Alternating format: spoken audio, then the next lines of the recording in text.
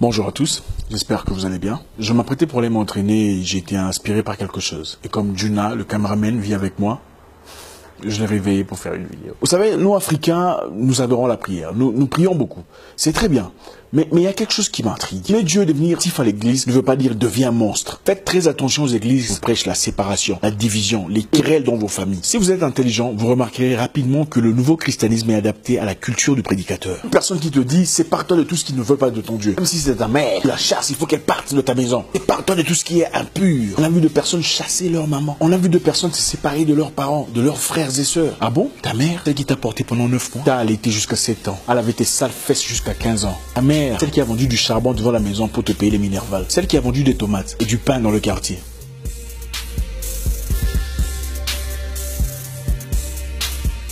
Te donner une bonne vie. Aujourd'hui, tu la chasses de la maison parce que Daddy, ton papa spirituel, a dit que c'est une sorcière.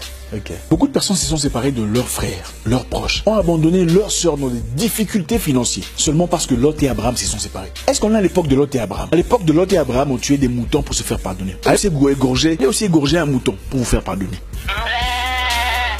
Je me souviens, il y a quelques années, un confrère parti en retraite de prière. Et pendant qu'il y était, son père mourut à la maison. Après avoir eu la nouvelle, il ira parler au responsable pour dire « Je veux rentrer à la maison, mon père vient de décéder ». La réponse de Daddy, comme on aime dire, « Laissez les morts enterrer leurs morts ». Ah, ça veut dire « Laisse ton père mourir, ne va pas l'enterrer, reste prier ». Ton père, l'homme qui t'a engendré, travaille sous un soleil accablant pour payer ton minerval. C'est ta sale morve quand tu étais congesté. Cet Africain-là. Celui qui jour pour jour a sacrifié son bonheur au profit du tien. Aujourd'hui, Daddy te dit laissez les morts enterrer leurs morts. Qui parte s'enterrer lui-même parce qu'il n'aime pas ton Dieu. Il ne prie pas dans ton église. Comment peux-tu prétendre aimer un Dieu que tu n'as jamais vu si tu n'aimes pas celle qui t'a porté pendant 9 mois? Celle qui a sacrifié sa beauté, sa jeunesse, ses avantages pour toi. Celle qui a des vergetures à cause de toi. Les seins sont tombés. C'est venu comme des chaussettes pour te donner la force. Aujourd'hui, c'est une sorcière qui veut te manger. Ok. Donc, les femmes là qui tombent enceintes, bossent dur et accouchent pour enfin vouloir manger leurs enfants. Elles sont toutes noires, africaines. Intéressant. J'ai entendu un Africain prêcher, si les membres de ta famille ne veulent pas ton Dieu, il faut les chasser.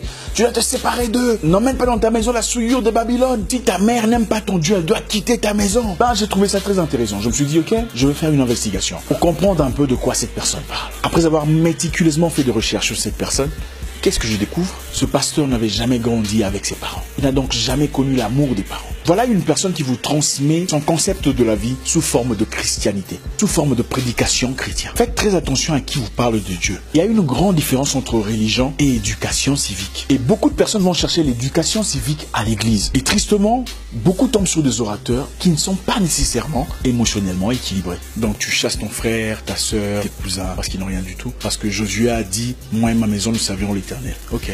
Mais la même Bible dit en Lévitique 11 que tu ne mangeras pas du porc. Et tu en manges. Ah, ça c'est l'Ancien Testament, ok? Donc, nous sommes au Nouveau Testament maintenant. Donc toi tu choisis, ce qui t'arrange, c'est bon. Ce qui t'arrange pas, c'est l'Ancien Testament. Ah, ok.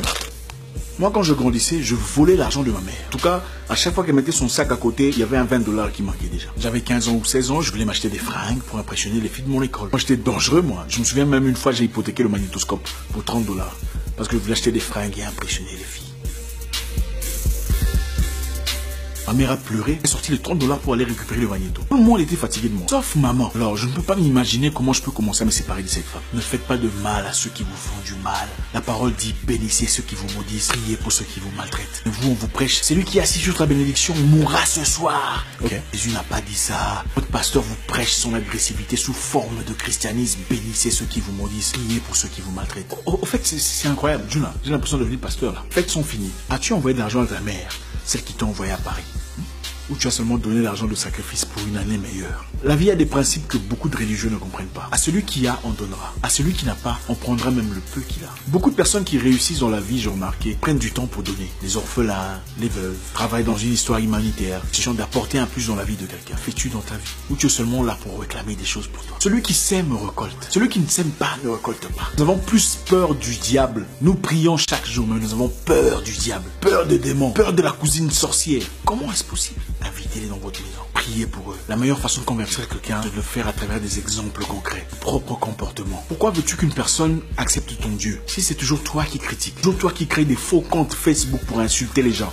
pour critiquer, pour discréditer les autres. Toujours toi qui tu es plus méchante, plus mauvaise que les païens. Tu as même des versets bibliques pour condamner les autres. Tu ne sais pas dire bonjour, tu ne sais pas dire pardon, tu ne sais pas féliciter les autres. Tu n'as jamais de versets pour encourager. Mais toute une liste de versets pour condamner. Même à l'église, tu attends qu'on te salue d'abord. C'est ça l'hypocrisie des pharisiens. Vous savez, beaucoup de personnes iront en enfer. Et on sera choqué si on voyait quelqu'un comme Fali au paradis.